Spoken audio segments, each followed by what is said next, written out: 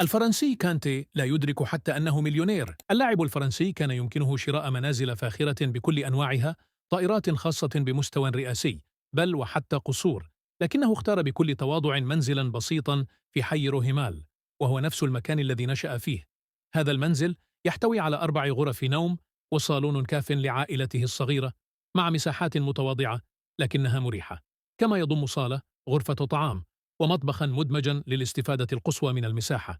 هذا المنزل يركز على الأساسيات: الراحة، العملية، والاقتصاد، مع الحفاظ على بيئة معيشية لطيفة وسهلة الصيانة. أما من ناحية السيارات، فقد قرر كانتي في سنة 2016 اقتناء سيارة ميني كوبر مستعملة، ورغم كل ثروته يخصص كانتي الجزء الأكبر منها للأعمال الخيرية والمؤسسات الصحية، كما أنه تبرع ب3 ملايين دولار لبناء مستشفى في إفريقيا.